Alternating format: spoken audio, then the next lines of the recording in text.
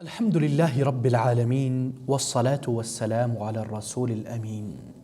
أهلا وسهلا، خوش آمدید. Welcome our dear brother Sayyid Ahmed, Sayyid Abdullah and Sayyid Abdul Samad. Yes or not? Sayyid Ahmed and Sayyid Abdul Samad. ماشاءاللہ. آج بڑی خوشی ہوئی کہ آپ دونوں تشریف لائیں اور باقی بھی جو احباب ہمارے ساتھ ہیں من الجن والانس ان کو بھی ہم خوش آمدید کہتے ہیں. آج انشاءاللہ ہم ایک بہت ہی خوبصورت حدیث پڑھنے جا رہے ہیں. آپ کو پتہ ہے وہ حدیث کون سی ہے؟ ماشاءاللہ وہ حدیث ہے، مسلم کی روایت ہے ماشاءاللہ، جس میں رسول اللہ صلی اللہ علیہ وسلم فرماتے ہیں الدین النصیحہ، الدین النصیحہ، الدین النصیحہ. قلنا لمن یا رسول اللہ؟ قالوا للہ، قال للہ ولکتابہ ولرسولہ ولأئمة المسلمین وعامتہم. یعنی حضرت ابو رقیہ رضی اللہ عنہ فرماتے ہیں کہ رسول اللہ صلی اللہ علیہ وسلم نے فرمایا الدین النصیحہ. ایک اور روایت میں کہ قالہ ثلاثا، 3 مرتبہ کہا الدین النصیحہ، الدین النصیحہ، کہ دین نصیحت کا نام ہے، دین نصیحت کا نام ہے. یعنی دین خیر خواہی ہے، دین خیر خواہی ہے. تو صحابہ نے پوچھا لمن یا رسول اللہ، دین خیر خواہی کن کے لیے ہے، کس کے لیے ہے؟ تو رسول اللہ صلی اللہ علیہ وسلم نے فرمایا للہ ولکتابہ ولرسولہ وَلِأَئِمَّةِ الْمُسْلِمِينَ وَعَامَّتِهِمْ. ادھر پہلی بات تو یہ ہے کہ ابو رقیہ یہ ہے کنیہ، اور نارملی ادھر رقیہ کیا ہے؟ یہ مؤنث ہے، یعنی ایک عورت کے نام پہ کنیہ نارملی نہیں رکھا جاتا. لیکن اس سے یہ پتہ چلتا ہے کہ اٹس جائز کہ آپ کہہ سکتے ہیں اپنے آپ کو ابو مریم، ابو عائشہ، ٹھیک ہے، اس میں کوئی حرج نہیں ہے. اور کبھی کبھی یہ بھی ضروری نہیں کہ انسان کے ہی، کیونکہ دیکھیں کبھی کبھی کنیت ضروری نہیں کہ انسانی ہو. مثلا ابو ہریرہ، کیونکہ وہ ہر وقت یعنی ہر یعنی قط جس کو بلی کہتے ہیں ان کے ساتھ ہوتی، تو اس وجہ سے ان کا نام پڑ گیا، کنیت پڑ گئی ابو ہریرہ. تو یہ بھی جائز ہے کہ ہم کہہ سکتے ہیں ابو اسد. ہاں، عبد المجید بیٹے کو کہیں جاء ابو اسد، ہاں، تو اس میں کوئی حرج نہیں ہے. اور دوسری بات یہ ہے کہ رسول اللہ صلی اللہ علیہ وسلم نے ادھر کہا الدین النصیحہ، یہ مبتدا خبر ہے اور دونوں معرفہ ہے، ناؤن ناؤن، ٹھیک ہے. اور علماء البلاغہ کہتے ہیں کہ جہاں مبتدا خبر دونوں معرفہ آ جائے تو یہ حصر کی علامت ہے، یعنی دین نام ہی خیر خواہی کا ہے. یہ اس کا یہ مطلب نہیں کہ باقی چیزیں نہیں ہیں، باقی بھی ہے، لیکن ادھر اہمیت بیان کی جا رہی ہے. ٹھیک ہے. آپ کے خیال میں دیکھیں رسول اللہ صلی اللہ علیہ وسلم کا بھی ایک انداز تعلیم تھا، ایک پڑھانے کا ایک انداز تھا. آپ کے خیال میں رسول اللہ صلی اللہ علیہ وسلم نے ایک اجمالی بات یعنی ڈیٹیل سے پہلے کچھ ہائی لائٹس بتا دی، اس کی کیا وجہ ہے؟ الدین النصیحہ، الدین النصیحہ، الدین النصیحہ 3 بار کہی. کیا وجہ ہے اس کی؟ نہیں پتا آپ کو؟ ہاں عبد المجید. عموم ہوتا ہے. ہاں، یہ عموم سے پہلے آ گیا نا، ایک اجمالی لفظ آ گیا، پھر تفصیل آ گئی. کیونکہ کیا ہوتا ہے کبھی کبھی جب میں آپ کو ایک بات کہوں، کوئی بھی ایک نارمل میں بات کہوں، آپ اس کے بعد پوچھو گے. میں بولوں گا مثلا کہ دین خیر خواہی ہے، دین خیر خواہی ہے، تو آپ بولو گے، آپ کی جو توجہ ہے نا، جو اٹینشن ہے، وہ میری طرف آ جائے گی، اور آپ کے اندر ایک آٹومیٹک سوال آئے گا، لمن، کس کے لیے، ہے نا. یہ بھی ایک انداز تعلم ہے کہ ضروری نہیں کہ شروع میں ساری ڈیٹیل بتا دوں، شروع میں میں 2-3 ایسے پوائنٹ بنوں جس سے آپ کے جو اٹینشن سیکھ کر سکوں، تاکہ آپ کی توجہ میری طرف آ جائے. ٹھیک ہے. اچھا، اب ادھر یہ بھی بات ہے کہ الدین النصیحہ، الدین 2 چیزوں کا نام ہے. الدین 2 چیزوں کا نام ہے. ایک ہے دین الجزا، یعنی جزا و سزا، جیسے اللہ تعالیٰ فرماتے ہیں مالک یوم الدین، یوم جزا کا مالک. اسی طرح دین عمل کا بھی نام ہے. ٹھیک ہے نا، عمل یعنی الاسلام وقدہ دین العمل، جیسے کہ اللہ تعالیٰ فرماتے ہیں وَرَضِيتُ لَكُمُ الْإِسْلَامَ دِينًا، اور میں نے آپ کے لیے یہ اسلام ایک عملی نمونہ بنا کے پیش کر دیا ہے. اور ادھر النصیحہ سے کیا مراد ہے؟ نصیحہ کا لغوی معنی ہے بہت ہی پیور، خالص. اس لیے بولتے ہیں نصحت العسل، میں نے شہد کو پیور کیا، صاف کیا، اس کو چھانٹا اور اس کو مزید پیور کر کے پیش کیا. اور اس کے بعد آتے ہیں کہ رسول اللہ صلی اللہ علیہ وسلم کی ایک اور روایت میں کہ 3 بار کہا الدین النصیحہ، الدین النصیحہ، الدین النصیحہ. یہ بھی ایک انداز ہے کہ آپ اگر کسی کو پڑھا رہے ہیں، آپ بولتے ہو مثلا خبردار خبردار خبردار، تو وہ بندہ آپ کی طرف بھی دیکھتا ہے اور آپ کی توجہ بھی حاصل ہو جاتی. یہ بھی ایک انداز ہے. اور اسی طرح بعض روایت میں کہ رسول اللہ صلی اللہ علیہ وسلم کبھی بعض باتیں تکرار کرتے تھے، تاکہ تکرار سے کیا ہوتا ہے، آپ کی بات جو ہے وہ ذہن نشین ہو جاتی، آپ کے ذہن میں بیٹھ جاتی ہے نا عبداللہ. اچھا جی، احمد. اس کے بعد آتے ہیں رسول اللہ صلی اللہ علیہ وسلم نے جب کہا الدین النصیحہ، تو صحابہ نے پوچھا لمن یا رسول اللہ، یہ دین خیر خواہی کا نام کس کے لیے، کن کے لیے؟ تو رسول اللہ صلی اللہ علیہ وسلم نے کہا کہ للہ، اللہ کے لیے. اور ایک بات یاد رکھیں، دین نصیحت ہے. نصیحت میں 2 چیزیں، یعنی اللہ کے لیے جب آپ نصیحت کرتے اس میں کیا مراد ہے؟ اس میں ایک تو مراد ہے اخلاص العبادت للہ، آپ جو بھی عبادت کریں وہ اللہ وحدہ لا شریک کے لیے کریں، اور اس میں اخلاص ہو، للہیت ہو، تقوی پرہیزگاری ہو. اور دوسری بات کیا ہے؟ الشہادۃ لہ بالوحدانیہ، یعنی اللہ کی وحدانیت کی طرف بلاؤ، اور اللہ کے لیے، اور اللہ کی وحدانیت کی طرف بلاؤ. اس کا اپوزٹ کیا ہے؟ ہاں Ahmad, what is the opposite of توحید؟ ہاں عبد المجید، شرک. یعنی کوئی بھی بندہ شرک کر رہا ہے اس سے آپ نے روکنا ہے، یہ بھی نصیحت ہے. اور لوگوں کو توحید کی طرف بھی بلانا نصیحت ہے. اور یہ بھی نصیحت ہے کہ آپ اللہ سے محبت کی طرف بلاؤ. جیسے سنن ترمذی کی روایت ہے اللہم انی اسألک حبک، اے یا اللہ میں تیری محبت کا طلبگار ہوں. وَأَسْأَلُكَ حُبَّ مَن يُحِبُّكَ، اور اس بندے کی محبت کا طلبگار ہوں جو تجھ سے محبت کرتا ہے. What a level of love یا اخی. ہاں، لوگ آج کل لسٹ اور ڈیزائر کو لو سمجھتے ہیں. This is the real love. This is the pure Noorani love. وَأَسْأَلُكَ، وَأَسْأَلُكَ، اور میں تجھ سے مانگتا ہوں، ریکویسٹ کرتا ہوں. اچھا، وَأَسْأَلُكَ حُبَّ الْعَمَلِ الَّذِي يُقَرِّبُنِي إِلَىٰ حُبِّكَ، اور یا اللہ میں تیرے سے ریکویسٹ کرتا ہوں کہ تو میرے اندر اس ایکشن اور اس اعمال صالحہ کا حب، محبت میرے اندر ڈال دے، تاکہ میں تیرے حب کو پالوں، تیری محبت کو پالوں. اللہ اکبر. وَأَسْأَلُكَ، اچھا باہر میں سمجھا اس کو لیپ ٹاپ سے. اچھا، اور پھر اس کے بعد یہ دعا، اس کے بعد کیا آتی ہے کہ اللہم انی اسألک حبک وحب من یحبک واسألک حب العمل الذی یقربنی الی حبک. پھر آتا ہے واسألک حبا، یعنی اس کے بعد پھر یہ لفظ ہے کہ یا اللہ میں تجھ سے اس محبت کا طلبگار ہوں کہ تو میرے لیے زیادہ محبوب ہو جائے اپنے مال، اپنے اہل اور عیال سے. وَأَسْأَلُكَ حُبَّكَ الَّذِي يَكُونُ أَوْلَى مِنْ حُبِّ الْمَاءِ الْبَارِدِ.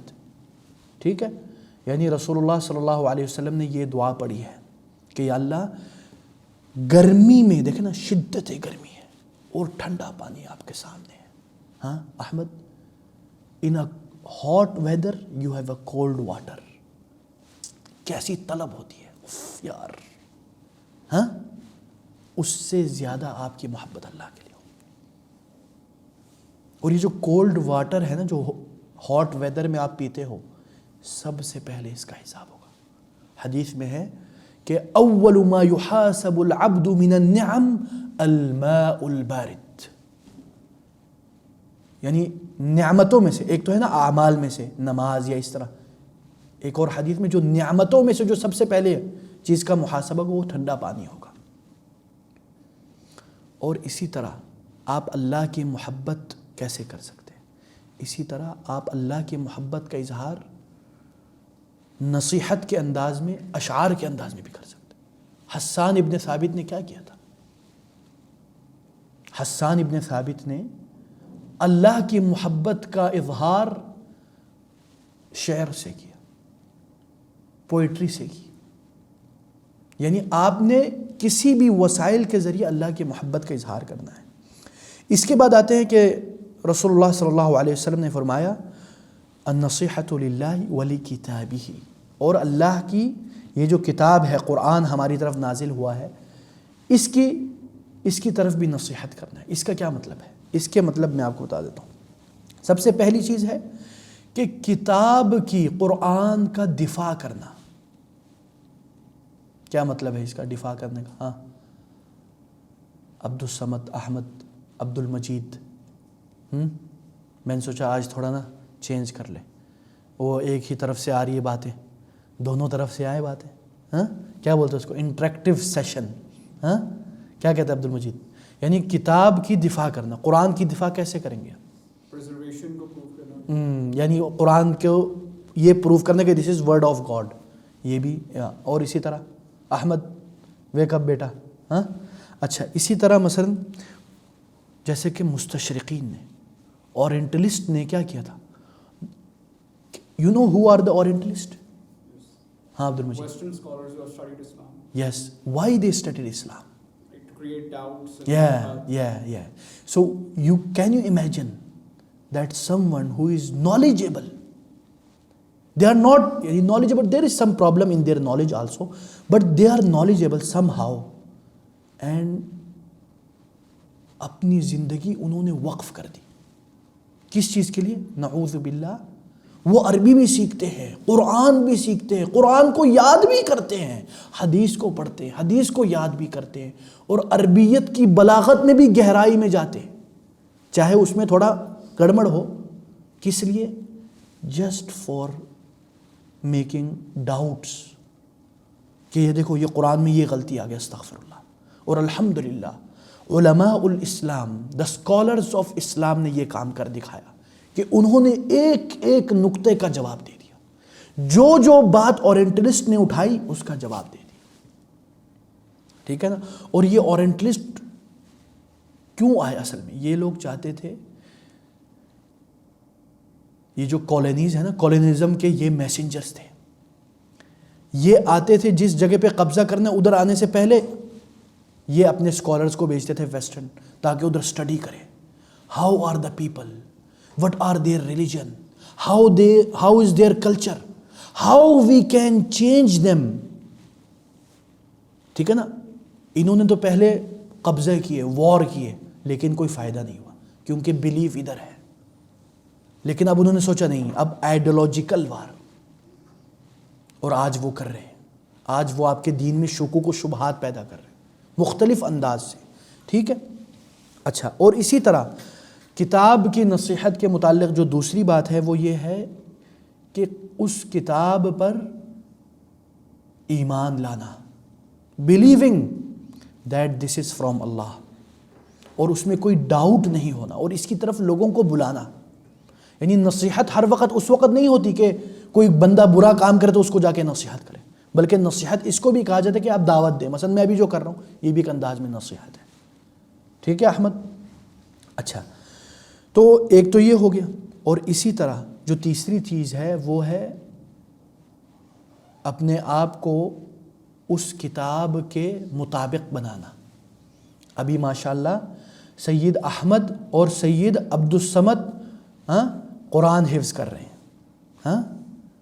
صرف حفظ کرنا کافی نہیں ہے، بلکہ اس کے اوپر عمل بھی کرنا ہے. عمل نہیں کیا تو القرآن حجت لک او علیک، قرآن یا تو آپ کے لیے سفارش ہی بنے گا یا آپ کے خلاف کھڑا ہوگا، بولے گا اے اللہ سید عبدالصمد اور سید احمد نے تو قرآن حفظ کر لیا لیکن عمل نہیں کیا، یا اللہ ان کو نعوذ باللہ. تو آپ کس میں سے بننا چاہتے ہو یہ آپ کے اوپر ہے. ٹھیک ہے؟ اچھا، تو تیسری چیز ہوگی کہ قرآن کے مطابق آپ کے ایکشن ہوں، یہ بھی نصیحت من الکتاب ہے. اور چوتھی چیز یہ ہے کہ جن چیزوں سے قرآن نے منع کیا ہے ان سے رک جانا، یہ بھی النصیحۃ لکتابی. ٹھیک ہے؟ اور اسی طرح آخری یعنی سے پہلی جو بات ہے وہ یہ ہے کہ کتاب کے متعلق یہ بھی آپ کے اندر شعور اور احساس ہو کہ اس میں جو احکام ہیں، جو عبادات ہیں، ٹھیک ہے، اس کو بھی بجا لانا اور اس کی ڈیٹیلز میں جانا اور اس کے اوپر کیا رسول اللہ صلی اللہ علیہ وسلم نے کہا ہے وہ بھی دیکھنا ہے. اور اسی طرح آخری جو بات ہے وہ یہ ہے کہ القرآن حقیقتاً کلام اللہ نزل به الجبریل الامین. نزل به جبریل الامین، کیا مطلب ہے اس کا؟ Abdul Majeed. Quran is the speech of Allah in reality and revealed upon the Prophet through Jibreel. ماشاء اللہ، یعنی قرآن حقیقتاً اللہ کا کلام ہے، اس میں کوئی ڈاؤٹ نہیں کہ حقیقتاً اللہ نے کہا ہے بصوت و حرف. اور اللہ نے حقیقت میں کہا ہے کہ لوگوں نے سنا بھی ہے، اہل سما نے. ٹھیک ہے؟ So what are you reading? Can you imagine Abdussamad and Ahmad what you are reading Quran? وہ جو الفاظ آپ پڑھ رہے ہو وہ اللہ نے حقیقتاً خود کہا ہے. کتنی شرف کی بات ہے. اللہ اکبر. یعنی اللہ نے ایک مخلوق، ایک غلام، ایک سلیو کو یہ موقع دیا کہ وہ کلام ملک الملوک، بادشاہوں کے بادشاہ، اس کا کلام وہ پڑھ رہا ہے. کتنی بڑی بات ہے. اور اسی آخر میں آتے النصیحۃ لرسولہ، یعنی رسول اللہ صلی اللہ علیہ وسلم کی طرف نصیحت کرنا. اس کا کیا مطلب ہے؟ اس کا یہ مطلب ہے رسول اللہ صلی اللہ علیہ وسلم کی اتباع کرنا. رسول اللہ صلی اللہ علیہ وسلم کی اتباع کرنا، اس کا کیا مطلب ہے؟ عبداللہ غنی، کیا مطلب ہے اس کا؟ ان کی سنت کے اوپر عمل کرنا. ٹھیک ہے، یہ النصیحۃ لرسولہ. اور اس کے بعد یہ بھی نصیحت ہے رسول صلی اللہ علیہ وسلم کی طرف یعنی بلانے کا کہ ہی از ان ریئل میسنجر آف اللہ.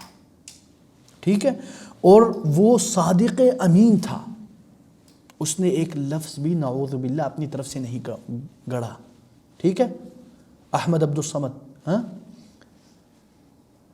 یعنی رسول اللہ صلی اللہ علیہ وسلم حقیقتاً اللہ کے میسنجر تھے.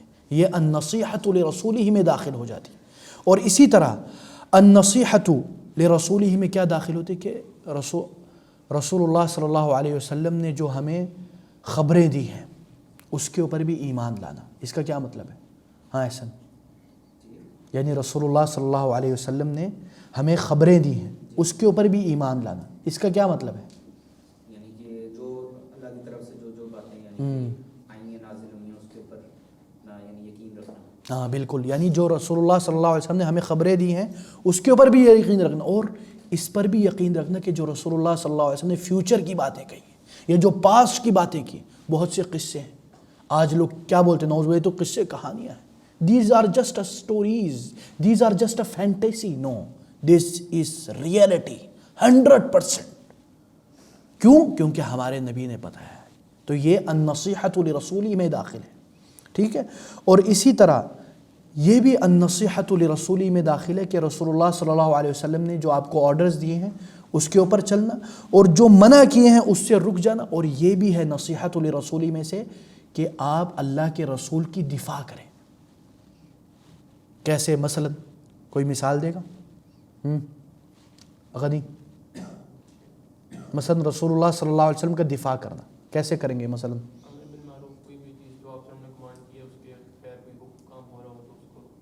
بالکل بالکل ماشاء اللہ. ہاں عبد المجید. کوئی سیرہ کے بارے میں بک لکھنا اور اسے بیان کرنا، لیکچرز وغیرہ. بالکل بالکل اسی طرح. اور اسی طرح مثلا جب ڈنمارک نے ادھر جو اس نے نعوذ باللہ رسول اللہ صلی اللہ علیہ وسلم کا استہزاء کیا، مذاق اڑایا، تو آپ مسلمان کھڑے ہو گئے اور ایک سٹینڈس لیا، اور آج اسی سٹینڈس کی وجہ سے لوگ مسلمان ہو رہے ہیں. Can you imagine that? ٹھیک ہے جی بالکل. بدعات خرافات کے خلاف بھی کھڑے ہونا، یہ بھی رسول اللہ صلی اللہ علیہ وسلم کا دفاع ہے. کیسے؟ کیونکہ رسول صلی اللہ علیہ وسلم نے آپ کو ایک سنت کی طرف بلایا ہے، آپ اس کو چھوڑ کے بدعت کی طرف جا رہے ہو، تو یہ بھی رسول اللہ صلی اللہ علیہ وسلم کا دفاع ہے. ٹھیک ہے. اور اسی طرح یہ بھی، اور ایک اور چیز آپ کو پتہ ہے آج کل لوگ استخفاف حدیث یا انکار حدیث، اس کے بھی لیولز ہیں نا آج کل. کچھ لوگ ہیں جو بالکل ہی حدیث کا انکار کرتے ہیں، کچھ لوگ ایسے ہیں جو انکار تو نہیں کرتے لیکن اس کو وہ مقام نہیں دیتے جو دینا چاہیے، اور کچھ ایسے بھی لوگ ہیں جو حدیث کو بھی مانتے ہیں اور اس کو حجت بھی مانتے ہیں، لیکن جب اپنی باری ہے تو ہیلا بہانہ کر کے اس کو توڑ مروڑ کے پیش کرتے ہیں، چور دروازے نکالتے ہیں. اور اسی طرح ایک اور قسم کے لوگ ہیں جو حدیث کے ساتھ ایسا تعامل کرتے ہیں کہ وہ کہتے ہیں کہ یہ کیونکہ آحاد ہے، وہ یہ نہیں کہتے کہ یہ ضعیف ہے، وہ کہتے ہیں یہ آحاد ہے اس لیے ہم اس کو عقائد میں نہیں لیتے. یہ بھی ایک چور دروازہ ہے. تو ان سب کا رد کرنا بھی رسول اللہ صلی اللہ علیہ وسلم کا دفاع ہے. یعنی سنگل نریشن. یس سنگل نریشن، یا پھر اس میں اور بھی ڈیٹیلز ہیں انشاءاللہ. اچھا جی، کیونکہ دیکھیں جو رسول اللہ صلی اللہ علیہ وسلم نے ہمیں باتیں بتلائی ہیں یہ حقیقت میں کیا ہے؟ اللہ کی باتیں. These are not just a word of, یہ اللہ نے ہمیں بتلائی ہیں. اللہ نے وحی بھیجی ہے رسول اللہ صلی اللہ علیہ وسلم کے اوپر، پھر رسول اللہ صلی اللہ علیہ وسلم نے ہمیں وہ باتیں بتلائی ہیں. تو یہ وہ باتیں نہیں ہیں جو انہوں نے اپنی طرف سے کہی ہیں. ٹھیک ہے. اور اسی طرح آخر میں یعنی ایک اور بات ہے، النصیحۃ لأئمۃ المسلمین. النصیحۃ لأئمۃ المسلمین یعنی مسلمانوں کے امام کو نصیحت کرنا. اب اس کا کیا مطلب ہے؟ یعنی ائمہ جو ہے یہ جمع امام ہے. امام کا کیا مطلب ہے؟ لیڈر. اب وہ لیڈر آپ کا دنیاوی لیڈر بھی ہو سکتا ہے اور دینی لیڈر بھی ہوتا ہے. اسی لیے حضرت ابراہیم علیہ السلام کے بارے میں کیا ہے؟ کان ابراہیم امۃ قانتا للہ. ٹھیک ہے نا. ائمۃ للمتقین. ٹھیک ہے نا. وجعلنا للمتقین اماما. یا اللہ ہمیں متقیوں کا امام بنا دے. ٹھیک ہے. اور ائمۃ المسلمین دو قسم کے ہیں. ایک ہے جو حکمران ہے، ٹھیک ہے، جس کو بولتے ہیں ائمۃ منفذون، جو تنفیذ کرتے ہیں، جو چیزوں کو قابل عمل بناتے. ایک ہے ائمۃ الاسلام جو علماء ہیں، وہ بھی ائمہ ہیں ہمارے لیے. ٹھیک ہے نا. وہ بیان کرتے ہیں، ائمۃ المسلمین بیان کرتے ہیں، اور جو حکمران ائمہ ہیں جو ہمارے حاکم وقت ہے اس کو بھی امام کہا جاتا ہے. ٹھیک ہے. امام المسلمین فی ھذا الزمن. ٹھیک ہے. المہم، اور علماء کے لیے نصیحت کیسی ہو، کیونکہ آج کل دیکھیں، اگر آپ دیکھیں کچھ لوگ ہیں جو علماء کی غلطیاں نکالتے ہیں اور علماء کے بارے میں برا بھلا کہتے ہیں اور بولتے ہیں یہ کیا بولتے ہیں، یہ ہے نعوذ باللہ علماء کرائم. اور بلکہ کچھ یہ کہتے ہیں کہ ان مولویوں کو کیا پتہ، ان کو تو کھ نہیں پتہ. اب یہ ماڈرن زمانہ ہے، سائنس کا زمانہ ہے، ایلینز کا زمانہ ہے، ٹائم ٹریولنگ کا زمانہ ہے. وہ ڈاکٹر سٹرینج کی فلم دیکھی نہیں، ان کو کیا پتہ. صحیح بات ہے نا. اب وہ یہ سوچتے ہیں تو وہ مولویوں علماء کے خلاف بات کرتے ہیں. پہلی بات تو یہ کہ جو ایک اس طرح کے انداز میں بات کرتے ہیں اس کی بات کا تو کوئی وزن نہیں. اگر وہ اس طرح ایک استہزائیہ انداز اپنا رہا ہے، وہ بلڈنگ نہیں بنا رہا، وہ بلڈنگ کو گرا رہا ہے. ایک ہے نصیحت، ایسی نصیحت کہ آپ بلڈنگ بنا رہے ہو اور نصیحت بھی کر رہے ہو. ٹھیک ہے. مثلا میں کچھ غلطی کرتا ہوں, کوئی آ کے بولتا ہے, مثلا احسن بھائی آ کے بولتے ہیں سیف اللہ بھائی یہ تھوڑی آپ نے, میں بولوں گا ٹھیک ہے بہت شکریہ. لیکن اگر احسن بھائی جا کے ادھر ڈنڈوڑا پیٹے, او دیکھو اس نے کیا کہا, یہ وہ ہے نا, تو یہ بنانا نہیں ہوا, یہ تو بگاڑنا ہوا, یہ تو بلڈنگ کو ستیہ ناش کر دیا. ٹھیک ہے, تو سب سے پہلی بات, علماء کیا ہے؟ اللہ کے رسول فرماتے ہیں ورثۃ الانبیاء. ورثۃ الانبیاء کا کیا مطلب ہے؟ ہاں کون بتائے گا؟ جی Abdul Majeed. inheritors of prophets. ہاں احسن. یعنی کہ وہ علم چھوڑ کے, ہاں علم چھوڑ کے. الانبیاء لم یورثوا دینارا ولا درہما, یعنی انبیاء نے نا اپنی وراثت میں کوئی دینار اور درہم نہیں چھوڑا جیسے ہم چھوڑ کے جائیں گے.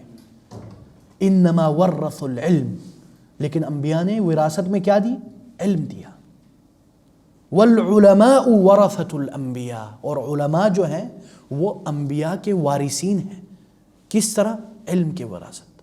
اب آپ ذرا سوچیں, آپ ان علماء کا مذاق اڑا رہے ہیں جو انبیاء کو ریپرزینٹ کرتے ہیں, ٹھیک ہے, جو انبیاء کا کام کر رہے ہیں, میسنجر آف رسول اللہ صلی اللہ علیہ وسلم, ٹھیک ہے, ان کا مذاق اڑا رہے ہیں. تو سب سے پہلی بات یہ کہ آپ علماء سے محبت کریں. محبت ڈزنٹ مین تقدیس, یہ یاد رکھیں. محبت, المحبت لا یعنی التقدیس. محبت کا یہ مطلب نہیں کہ وہ نعوذ باللہ معصوم ہو گئے یا وہ نعوذ باللہ اللہ کے لیول پہ پہنچ گئے, نہیں.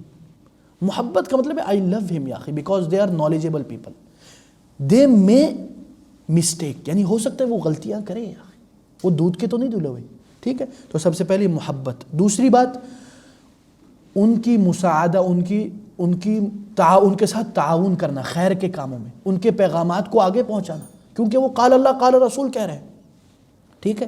علماء المسلمین. اور اسی طرح علماء کے بارے میں جب کوئی بری بات آپ تک پہنچے تو آپ نے کیا کرنا ہے؟ مثلا ہم ایک مجلس میں بیٹھے, مثلا میں عبد المجید بھائی اور عبد الصمد اور احمد اور غنی, احسن بھائی, کیا نام ہے آپ کا؟ ارحم, ماشاءاللہ, ہم سب بیٹھے ہوئے, ہم نے بولا یار وہ مولوی دیکھا کیا غلطی کی یار اس نے, اوے کیا نام ہے وہ بڑا خطرناک مولوی, او یار اس نے مذاق اڑا دیا یار, کتنا گندا مولوی ہے, او یہ علماء کرائم میں سے. نہیں, آپ نے کیا کرنا ہے؟ سب سے پہلے غیبت نہیں کروانی, علماء کی بھی اور عامت المسلمین کی بھی. کسی بھی مجلس میں غیبت ہو آپ بولے بھائی جان اللہ کا خوف کرے یار, اللہ کا خوف کرے, برائی مت کرے, یہ غیبت ہے. آپ اس سے پوچھے کیا یہ آپ اپنے لیے پسند کرتے ہو؟ کیا عبد المجید کی ہم برائی کریں آج؟ پوچھے کہ کل اگر تم عبد المجید کی جگہ اور تمہاری ہم برائی کریں, تمہیں اچھا لگے گا؟ نہیں لگے گا نا. تو اس لیے علماء کی بھی زیادہ تر نہیں ہونی چاہیے. ہم تو کھلم کھلا, ہمارے لیے کیا ہے فروٹ آف آور مجالس غیبت آف علماء اینڈ پیپل, گوسپس, ٹوہ میں لگے رہنا, ٹھیک ہے. المہم, اچھا اب بات آتی کہ اگر آپ کو پتہ چلے کہ کسی عالم نے غلطی کی ہے تو اس سے آپ کا کیا, اس کو آپ کیسے ڈیل کریں؟ ہاں کون بتائے گا؟ اکیلے میں الگ سے جا کے ڈسکشن کی جائے, اپنا جو پوائنٹ آف ویو ہے وہ بتایا جائے. بالکل, ماشاءاللہ, بالکل احسن. ہاں غنی, ہاں عبد المجید کچھ ایڈ کرنا چاہو گے آپ؟ کیا کہتے ہیں شرح حلیۃ الطالب العلم میں شیخ ابن عثیمین کہتے ہیں کہ اگر آپ کیا کہتے ہیں وہ آپ کر سکتے ہیں, پبلکلی بھی کر سکتے ہیں کہ کوئی ریکارڈ ہو رہا ہے اور سارے لوگوں میں نشر ہو رہا ہے, تو اگر کوئی ایسی مسٹیک ہے جو کہ امپورٹنٹ ہے کریکٹ کرنا تاکہ باقی سارے لوگ مس گائڈ نہ ہو, اس سے کہتے ہیں کہ آپ ریسپیکٹفلی ایک مجلس کے اندر بھی کر سکتے ہیں. ماشاءاللہ, ویری گڈ یا اخی. ہاں ارحم, کچھ بھی اچھا چلیں. سب سے پہلی بات, ان جاءکم فاسق بنبأ فتبینوا.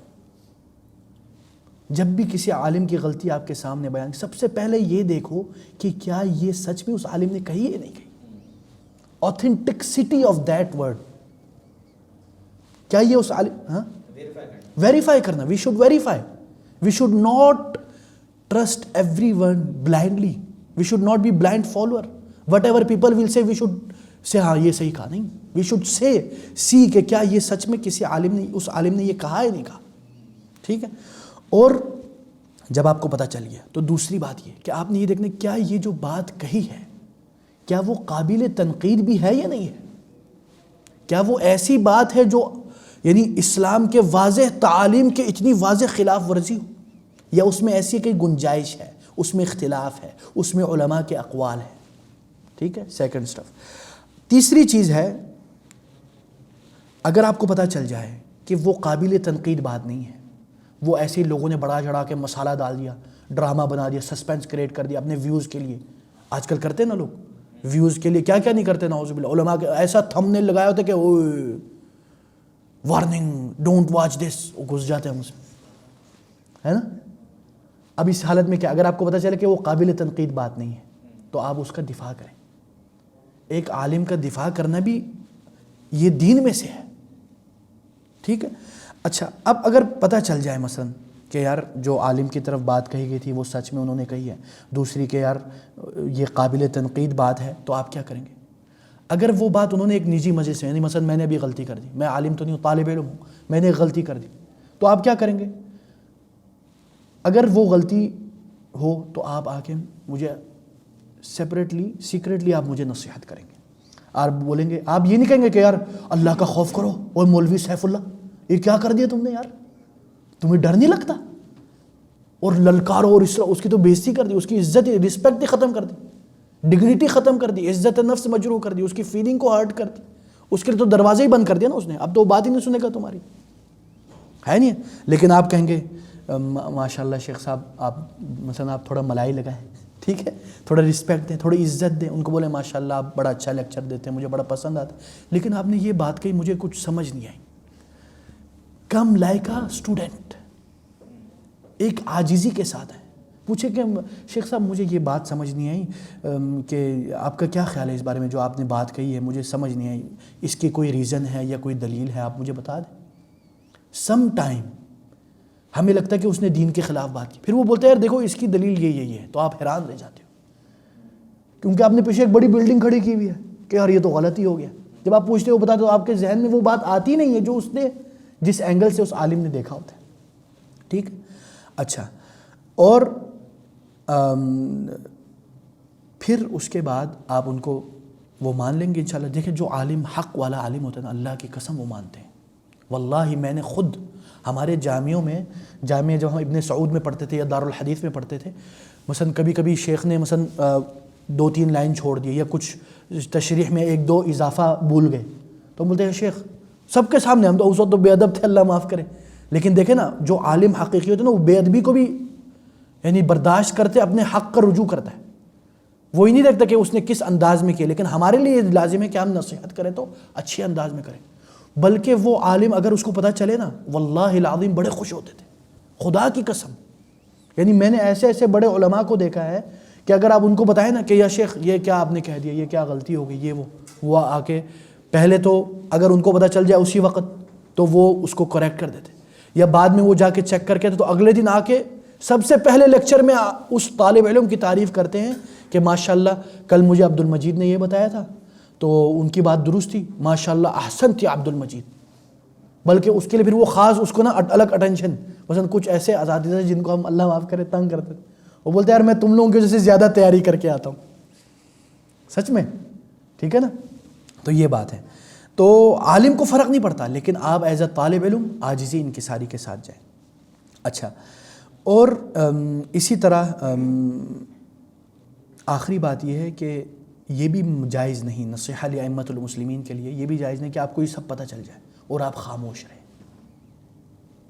مثلا آپ کو پتہ چل جائے کہ یار اس عالم نے سچ میں اس طرح کی بات کہی ہے اور یہ قابل تنقید بات ہے، اور آپ نے بولا یار نہیں یار میں نے اس کو جا کے نہیں بتانا، کیوں؟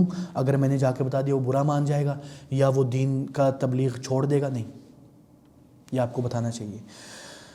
اور اسی طرح جو جیسے عبد المجید بھائی نے جس طرف اشارہ کیا، یعنی شیخ ابن عثیمین رحمہ اللہ نے حلیۃ طالب علم میں یہ بات اس کی طرف بھی، مثلا آج کل آپ کو پتہ ہے سوشل میڈیا کا زمانہ ہے. مثلا ایک عالم دین ہے، ان کے ماشاءاللہ 3 ملین سبسکرائبر ہیں، ٹھیک ہے، مثال ریئل مثال 3 ملین سبسکرائبرز ہیں ان کے، اور انہوں نے ایک چھوٹا سا کلپ جاری کیا جس میں انہوں نے کوئی غلطی کر دی.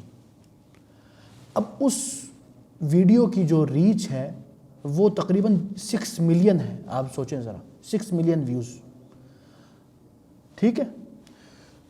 تو ایک عالم دوسرا بیٹھا ہوا تھا ادھر امریکہ میں، شیخ عثمان بن فاروق، انہوں نے اس عالم دین کو اس طرح بھی کیا، میسیج بھی بھیجا پرائیویٹلی، اس عالم دین نے مان بھی لیا، چاہے وہ اس کے مسلک ایک بھی نہیں تھا، لیکن وہ کیونکہ یہ خیر کی علامت ہے تو اس عالم نے مان لی بات، اور اس نے رجوع کا باقاعدہ ویڈیو بنایا، اور اس میں اس عالم دین جو امریکہ میں بیٹھا ہوا ہے اس کی تعریف بھی کی، اور اس امریکن جو عالم دین ہے اس نے بھی رد کا ایک باقاعدہ ویڈیو بنایا، اور اس رجوع کا بھی تعریف میں، ٹھیک ہے۔ تو اگر مثلا ایسا کوئی حالت ہو، اس طرح کی کوئی بہت زیادہ پھیل جانے والی، تو اس میں پھر آپ کو باہر آ کے کرنا پڑتا ہے، لیکن اس میں بھی ادب کو ملحوظ خاطر رکھا جائے، بے ادبی، تنقیص اور تحقیر نہیں چلے گی۔ اچھا جی، اب آتے ہیں اصل بات، ایک اور خطرناک بات، ائمۃ المسلمین جو حکمران ہیں ان کے بارے میں کہ ان کو ہم کیسے نصیحت کریں۔ سب سے پہلی بات تو یہ ہے کہ دیکھیں، جو حاکم وقت ہوتا ہے اس کی رسپیکٹ ہوتی ہے، وہ آپ کے ملک کا ایک حاکم ہے، اس کی ایک اپنی اس کا اپنا ایک مقام ہے، ایک عہدہ ہے، اللہ نے اس کو دیا ہے، چاہے آپ اس سے ایگری کریں، چاہے آپ اس کے کچھ آراء سے، پرسنل آراء سے ایگری کریں نہ کریں، لیکن اللہ نے ان کو وہ مقام دے دیا ہے، ٹھیک ہے۔ تو سب سے پہلی بات یہ ہے کہ جو حکمران آپ کو ایک قانونی طور پر غیر شرعی حکم نہیں، جو شریعت کے مطابق جو چیزیں ہیں اس کے اوپر آپ نے السمع والطاعہ الحاکم، جو حاکم وقت ہے اس کی اطاعت کرنا، اس کی بات کو سننا اور اس کے اوپر عمل کرنا، یہ آپ کے اوپر ایک انداز میں شرعی چیز ہے۔ لیکن اس کا یہ مطلب نہیں کہ اگر حاکم وقت کوئی معصیت اور برائی کی دعوت دیتا تو اس پہ آپ ایگری کریں، ٹھیک ہے۔ لا طاعۃ لمخلوق فی معصیۃ الخالق، کیا مطلب ہے اس کا؟ کہ there is no obeying the creation and disobeying Allah۔ ہاں، یعنی آپ جو مخلوق ہے اس کی اوبے میں آپ معصیت الہی نہیں کر سکتے، تو یہ ایک ہوگی۔ اور دوسری بات یہ ہے کہ حاکم وقت کے بارے میں یہ ہے کہ اس کی علناً نہاراً جہاراً اتنی زیادہ برائی نہ ہو کہ لوگوں کے اندر ایک باغیانہ سوچ پیدا ہو۔ آج کل کیونکہ ہم ایک جیسے کہتے ہیں ڈیموکریسی، جمہوریت نے اس چیز کی طرف راغب کیا ہے انسانوں کو کہ تم جتنا ہو سکے حاکم کے خلاف بات کرو، بلکہ پورا ایک گروہ بنا دیا جاتا ہے اپوزیشن کے نام پہ۔ ان کا کام ہی یہ ہوتا ہے، ان کا کام ہی یہ ہے صبح شام حاکم وقت کے خلاف بات کریں، ٹھیک ہے۔ اس سے دیکھیں ہو سکتا ہے کچھ چیز کے غلط ہونے کا مطلب نہیں کہ اس میں فائدہ نہیں ہے، ہو سکتا ہے اس میں کچھ فائدے ہوں لیکن اس کے نقصانات زیادہ ہیں۔ اس سے دیکھیں ہمارے معاشرے میں جتنی بری خبریں پھیلتی ہیں، جتنے یہ جو اپوزیشن لوگ حاکموں کے خلاف یا اداروں کے خلاف بات کرتے ہیں، اس سے عوام میں ایک انتشار پھیلتا ہے، ایک مایوسی پھیلتی ہے، ایک ڈارکنیس نظر آتی ہے۔ ریئلٹی ایک الگ چیز ہے، ریئلٹی تو عوام کو پتہ ہے، ٹھیک ہے، لیکن اس کو بڑھا چڑھا کے مسالہ ڈال کے پیش کرنا اور ایک سسپینس کریٹ کرنا یہ بڑا مسئلہ ہے۔ اس لیے اگر آپ دیکھیں ہمارے معاشرے میں اچھائی بھی ہے لیکن نظر کسی کو نہیں آتی، کتنے عوام الناس اچھے لوگ ہیں لیکن برائیوں کو اتنے اچھالنے کی وجہ سے ہمیں لگتا ہے پورا معاشرہ نعوذ باللہ بدترین معاشرہ ہے، حالانکہ ایسا نہیں۔ ابھی بھی اگر آپ ہمارے پنڈ میں جائیں، گاؤں میں جائیں، کتنی اچھائی ہے، ادھر شہر میں بھی اچھے لوگ ہیں لیکن ہمیں نظر نہیں آتی۔ وہ آنکھ کہاں ہے جو اچھائی کو دیکھتی ہے؟ برائی کو دیکھنے کے لیے ہمارے پاس آنکھ ہے۔ تو اسی لیے علماء نے، اور حدیث میں بھی ہے جیسے کہ اسمع واطع لاميرك وان ضرب ظهرك واخذ مالك، یعنی چاہے امیر کے خلاف بات کرنے سے روکا یہ ہے، علنا نہارا جہارا، بھڑکانے سے، لوگوں کے اندر باغیانہ سوچ پیدا کرنے سے۔ اور اسی طرح یہ بھی بات ہے من ستر مسلما سترہ اللہ یوم القیامہ۔ آج کل یہ ایک تو اسکینڈل کا کلچر بنا ہوا ہے، اور leaks, audio leaks, video leaks, پتہ نہیں کیا لیکس، ویکی لیکس، اور اس کے آپ ویوز دیکھیں، یعنی لوگوں کی جو نجی باتیں ہیں یا نجی بیماریاں ہیں یا برائیاں ہیں اس کو نشر کرنا۔ من سترہ مسلما سترہ اللہ یوم القیامہ، جو ایک مسلمان کے اوپر پردہ پوشی کرتا ہے اللہ تعالیٰ اس کے اوپر قیامت کے دن پردہ پوشی کرتا ہے۔ اسی طرح ایک اور روایت میں، چاہے اس میں کلام ہو یا بعض علماء اس میں کرتے ہیں کہ جو لوگوں کے عیب کے پیچھے بھاگتا ہے، he is always behind the scandals and want to listen the leaks, and وہ نشر کرنا چاہتا ہے، فضحہ اللہ، اللہ تعالیٰ اس کا اسکینڈل بنا دیتا ہے، اللہ معاف کرے۔ اس لیے اگر آپ دیکھیں جو لوگ ان چیزوں میں لگے رہتے ہیں ان کا بھی کسی دن اسکینڈل بنتا ہے، اور یہ تاریخ میں ہے، آپ پڑھیں۔ اور ہمارے معاشرے میں بھی دیکھیں کچھ لوگ ہیں جو اسکینڈل کے بڑے ہوتے ہیں، آج ان کے اسکینڈل بن رہے ہیں، ٹھیک ہے؟ تو ان چیزوں سے گریز کرنا چاہیے۔ اچھا، اب اس کا یہ بھی مطلب نہیں کہ آپ نصیحت نہ کریں، اس لیے حدیث میں ہے نا، افضل الجہاد کلمۃ حق عند سلطان جائر، سب سے افضل جہاد کیا ہے؟ آپ حق کی آواز کو بلند کریں ایک ظالم حکمران کے پاس۔ اس کا کیا مطلب؟ کے پاس you will go to the حاکم وقت and you will tell him bro you are doing wrong۔ لیکن ایک معاشرے میں، خطبوں میں، ایک سیاسی گہما گہمی میں، اصل میں ہمارے معاشرے کو اسی نے دلدل میں پھینسا ہوا ہے نا۔ جب سے پاکستان بنا ہے اس جمہوریت کے نام پہ، اس وقت سے ہم ڈوبتے جا رہے ہیں۔ ایک یہ سیاسی گہما گہمی، سیاسی لڑائیاں، اس میں عوام بیٹھ کے دیکھ رہی ہے ڈرامہ۔ یہ کراؤڈ مینٹلٹی سے نکلے آپ لوگ۔ میں یہ نہیں کہتا کہ حاکم وقت دودھ کے دلے ہوئے ہیں، لیکن فار دا گریٹر گڈ یہ یاد رکھیں۔ اس سے کیا ہوتا ہے؟ جو سب سے بڑا مسئلہ ہے اسلام میں، کہ اسلامک ہسٹری میں، وہ خروج کا ہے۔ You know what the meaning of خروج؟ یس، بغاوت جو کہتے ہیں، یعنی یہ سب سے پہلا فتنہ ہے اسلام میں، سب سے پہلا فتنہ کہ حاکم وقت کے خلاف سلاح لے کے نکلنا۔ یہ حاکم وقت کے خلاف نعوذ باللہ باغیانہ سوچ رکھ کے لوگوں کو بھڑکانا، یہ خارجی فکر کہتے ہیں اس کو۔ یعنی مثلا کسی سال میں کیا ہوا تھا، کیونکہ جمہوریت کے نام پہ ہوتا ہے نا، اب ہم یہ کیونکہ جمہوریت اجازت دیتی ہے تو اس کا مطلب نہیں کہ اسلام بھی بولے یار چلو کوئی مسئلہ، کیونکہ جمہوریت نے نہیں، اسلام نے ایک جنرل حکم لگا دیا۔ خروج جب جب ہوا ہے خون ریزی ہوئی ہے، اتنے زیادہ خون بہہ گیا ہے، اتنے زیادہ خون بہے ہے کہ ندیاں بھر گئی، اور جن لوگوں نے خروج کیا تھا وہ بھی ختم، اور جن لوگوں نے نہیں کیا تھا وہ بھی ختم، اور جن برائیوں کو ختم کرنے کے لیے انہوں نے خروج کیا تھا وہ بھی ختم نہیں ہوئی۔ مثلا میں آپ کو مثال ہمارے عصر حاضر میں دیکھ لیا، میں یہ نہیں کہتا کہ ظلم کے خلاف آواز نہیں اٹھنی چاہیے، لیکن ایک چیز ہوتی ہے اس کو بولتے ہیں وزڈم، حکمت، وہ ہمارے اندر نہیں ہے۔ مثلا میں آپ کو مثال دیتا ہوں، لیبیا دیکھ لیں، سوریا دیکھ لیں، ہاں، اور اسی طرح مصر دیکھ لیں۔ جب یہ جس کو بولتے ہیں نا عرب سپرنگ، یہ کیا بولتے ہیں الربیع العربی، یہ جب شروع ہوئی، شروع میں سب نے بڑی مبارکباد دی کہ یار ان ظالم حکمرانوں کے خلاف آ گئے، یہ ہو گیا وہ ہو گیا، اور باقاعدہ سلاحوں کے ساتھ۔ میں یہ نہیں کہتا کہ وہ خوارج ہے، المہم انہوں نے آوازیں اٹھائی، سلاح اٹھائے، لیکن خون کتنے بہے یار، یہ سوچو۔ حضرت عمر کا وہ قول یاد کرو کہ دم امرئ مسلم، ایک مسلمان کا جو خون ہے نا وہ کعبے سے زیادہ قیمتی ہے۔ آپ ذرا سوچیں، کعبہ کی ہم کتنی عزت کرتے ہیں، کتنی مقدس جگہ ہے، لیکن وہ خون مسلمان اس سے زیادہ قیمتی ہے، لیکن اس کو ہم نے کیسے بہایا ان سپرنگز کے اندر۔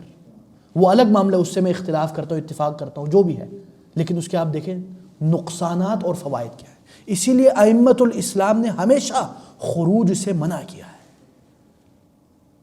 اور اگر خروج کی اجازت بھی اللہ کے رسول نے دی ہے تو اس کے بھی شرائط ہے، جیسے کہ رسول اللہ صلی اللہ علیہ وسلم فرماتے ہیں کہ کب خروج جائز ہے۔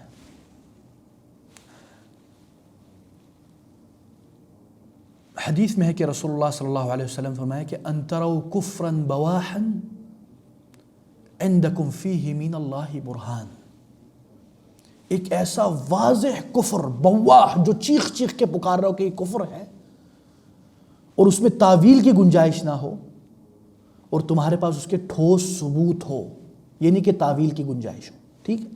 اب اس میں پھر علماء نے شروط لگائی ہیں۔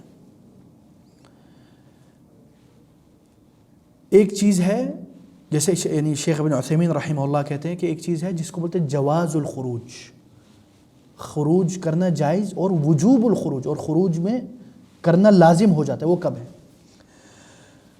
ہم اس وقت تک خروج نہیں کریں گے چاہے ہمیں کفر بواح بھی نظر آ جائے، جب تک اس میں کوئی مصلحت نہ ہو. ٹھیک ہے؟ اور یہ بھی مصلحت کے خلاف ہے کہ چند لوگ only 50 اور 100 اور 200 people will come against the حاکم وقت who has an army. کیسے؟ تو یہ تصور بالکل غلط ہے کہ خروج نہیں ہونا چاہیے. اور دوسری بات یہ ہے کہ آپ کے پاس اتنی عدد ہو کہ جس کو آپ کو نظر آ رہا ہو کہ آخر میں ہمارا فائدہ ہوگا.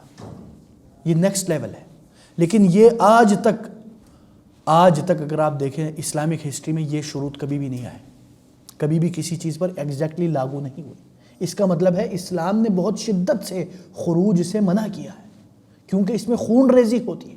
اور آج ہماری جو ہسٹری ہے، آج جو ہمارا پریزنٹ ہے، اور ہمارا پاسٹ میں جتنی بھی فتنے فسادات ہوئے اس میں آپ دیکھ لیں، خروج سے ہمیشہ شر نکلی ہے.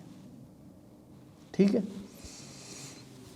اچھا جی، اب آتے ہیں وعامت المسلمین، النصیحۃ لعامت المسلمین. عام مسلمانوں کے لیے نصیحت وہ کیا ہے؟ وہ یہ ہے سب سے پہلی بات کہ آپ عام لوگوں سے ان کو دھتکارے نہیں، ان کو حقیر مت سمجھیں، ان سے محبت کریں. یار آپ کو جب کوئی غریب آتا ہے، چاہے آپ کو لگے کہ یار ان کا پورا گروپ ہے، یہ لوگ بھیک مانگنے والے نہیں ہیں، اصل میں ان کی حاجت نہیں، انہوں نے اپنا اس کا پیشہ بنا دیا ہے، ان کا وہ اس میں روزانہ کی دیہاڑی لگتی ہے، جو بھی ہو، لیکن آپ نے ان کے ساتھ حقیر آمیز رویہ اختیار نہیں کرنا. آپ اللہ کا شکر کریں کہ کوئی آ کے آپ کے سامنے ہاتھ پھیلا رہا ہے. آپ کو اس بندے کے مقام پہ نہیں رکھا تیرے اللہ نے، تو اس پر بھی شکر ادا کریں. اور اگر آپ نے نہیں دینا، نو پرابلم یا اخی، no one is forcing you to give him. You can ask him, sorry bro I can not give you, clearly with love with respect, and you can give him a piece of advice also, but in respect. Don't disrespect them.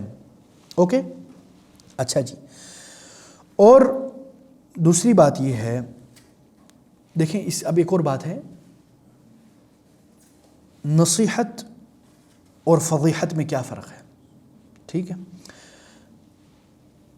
نصیحت وہ ہوتی ہے جو آپ چھپ کے کرتے ہو، اور فضیحت اسکینڈل کیا کہ آپ کھل کے سب کی سامنے اس کی برائیاں شروع کر دو. ٹھیک ہے؟ اور اسی طرح ایک اور نصیحہ لعامت المسلمین کیا ہے کہ کوئی آپ سے مشورہ مانگتا ہے. مثلا میں آ کے بولتا ہوں پروفیسر صاحب میں ابھی پی ایچ ڈی کر رہا ہوں، میرے یہ مسائل ہے، آپ کا کیا خیال ہے؟ تو پھر پروفیسر صاحب کے لیے کیا لازم ہے کہ وہ مجھے نصیحت کرے. جیسے کہ رسول اللہ صلی اللہ علیہ وسلم فرماتے ہیں اذا استنصح احدکم اخاہ فلینصح لہ. ٹھیک ہے؟ اور اسی طرح رسول اللہ صلی اللہ علیہ وسلم نے بھی فرمایا المؤمن مستشار. ٹھیک ہے؟ مومن مشورہ دینے والا ہے، لیکن آپ نے کس سے مشورہ پوچھنا ہے، یہ بھی بات ہے. ہر ایرے غیرے سے نہیں، جو آپ کو لگا یار this is my friend I can ask him, he don't have any experience, how you can ask him. Ask جو اس چیز میں مہارت رکھتے ہو، جس کو ایکسپیرینس ہو. ٹھیک ہے؟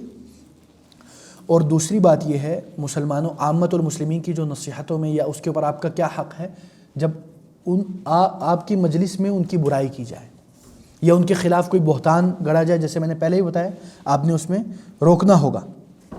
اور اسی طرح ایک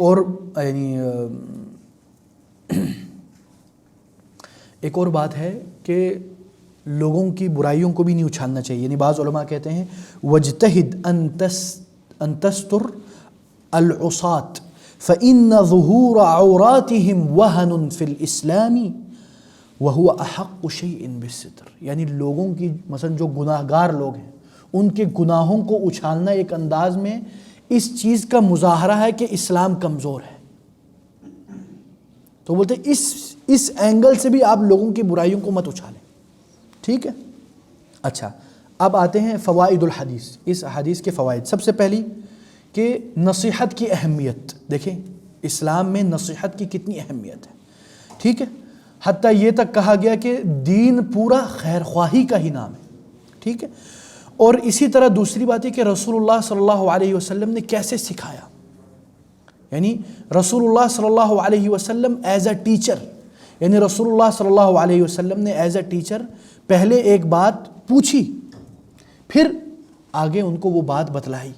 اور یہ بھی ہمیں پتہ چلتا ہے کہ سکھانے کے انداز میں یہ بھی ہے کہ اگر ایک بات کو 3 بار بھی آپ ریپیٹ کر سکتے ہیں، جیسے کہ رسول اللہ صلی اللہ علیہ وسلم نے فرمایا الدین النصیحہ الدین النصیحہ الدین النصیحہ، دین خیر خواہی ہی کا نام ہے، دین خیر خواہی ہی کا نام ہے.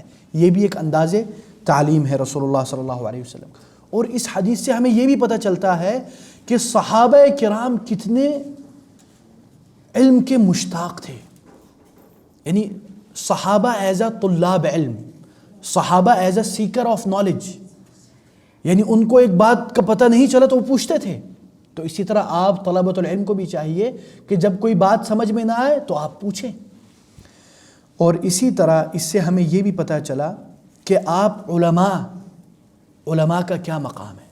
العلماء ورثۃ الانبیاء، العلماء ورثۃ الانبیاء، علماء جو ہیں یہ انبیاء کے وارثین علم میں سے ہے. they are the messenger of Allah, so we should respect them. اور دوسری بات یہ ہے کہ علماء کے خلاف اگر کوئی بات کرتا ہے تو آپ نے اس کے ڈیفنس کرنا ہے، ٹھیک ہے. یعنی کچھ لوگ کہتے ہیں نعوذ باللہ علماء کرائم، تو آپ نے بولنا نہیں، یہ علماء کرام ہے، یہ ہمارے سر کے تاج ہے، آنکھوں کے نور ہے، دل کے سرور اور ٹھنڈک ہے، لیکن وہ معصوم عن الخطا نہیں ہے، ٹھیک ہے.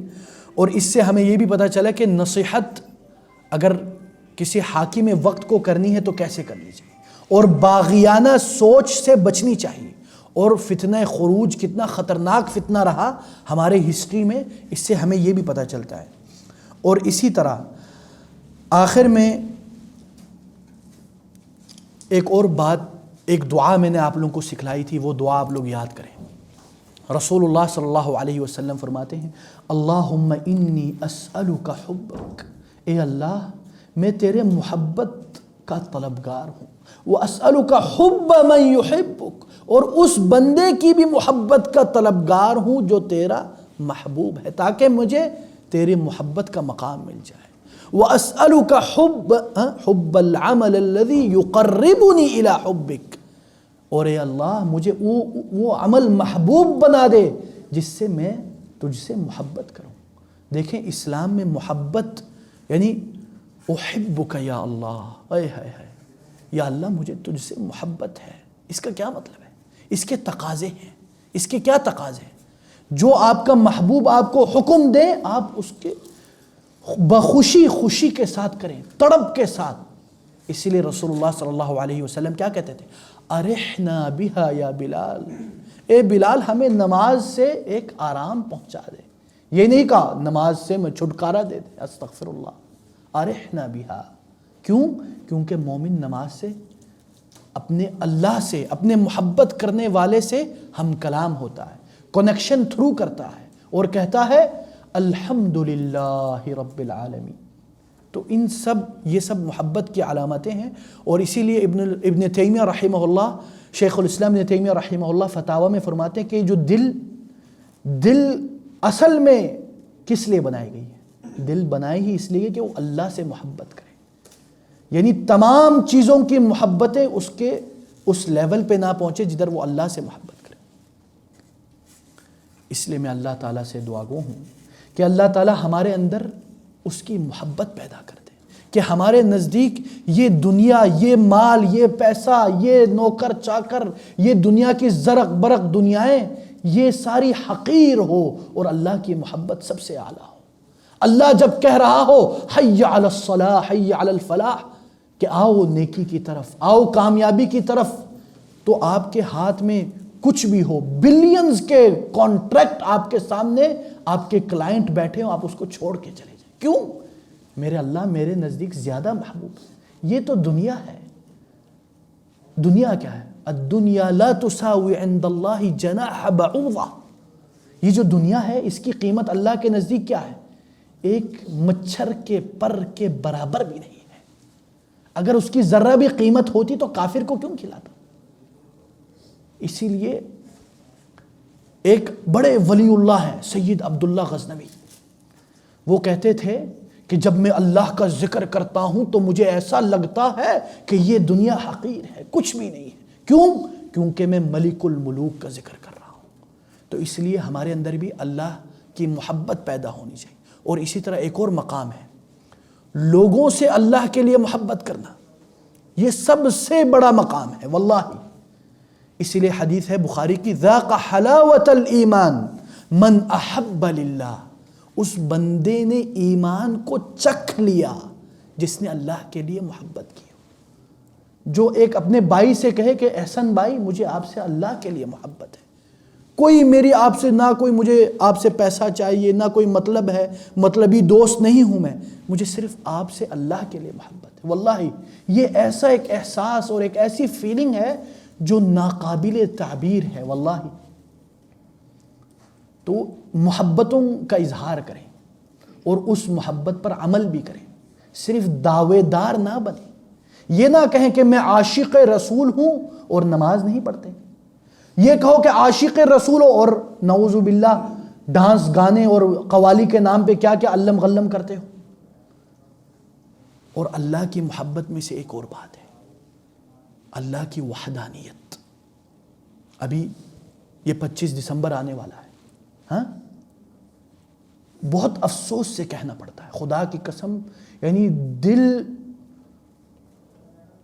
خون کے آنسو بہاتا ہے واللہ، روتا ہے دل یہ دیکھ کے کہ ایک ملک جس میں سب سے زیادہ مسلمان ہیں ادھر کرسمس کو منایا جاتا ہے. ادھر کی سپر مارکیٹس اور مالز جو ہیں اس میں یہ کرسمس ٹری لگایا جاتا ہے. یہ اللہ کی وحدانیت کے خلاف نہیں ہے؟ پھر کچھ لوگ آ کے بولتے ہیں کہ یار it's normal to say merry Christmas. It's not normal. It's not normal. When you are seeing merry Christmas, اس کا کیا مطلب ہے؟ چاہے آپ کے دل میں نہ ہو لیکن لفظ کا کیا مطلب؟ نعوذ باللہ، اس کا مطلب ہے تمہیں اس دن پر مبارکباد دی جا رہی ہے جس دن نعوذ باللہ اللہ نے بیٹا جنا ہے. تکاد السماوات ان یتفطرن، یعنی یہ جو آسمان ہے یہ پھٹ جائیں، اور یہ جو زمین ہے یہ شق ہو جائیں، اور یہ جو پہاڑ ہیں یہ ریزہ ریزہ ہو جائے. ایسا دعویٰ کرتے ہو تو یہ بھی اللہ کی وحدانیت کے خلاف ہے. تو اس لیے ہم لوگوں کو بھی گریز کرنا چاہیے اور اپنے اہل و عیال اور احباب کو بھی منع کرنا چاہیے، لیکن ود لو، ود رسپیکٹ. ٹھیک ہے؟ بارک اللہ فیکم، جزاکم اللہ خیر، وصلی اللہ وسلم علی نبینا محمد، والسلام علیکم ورحمۃ اللہ وبرکاتہ.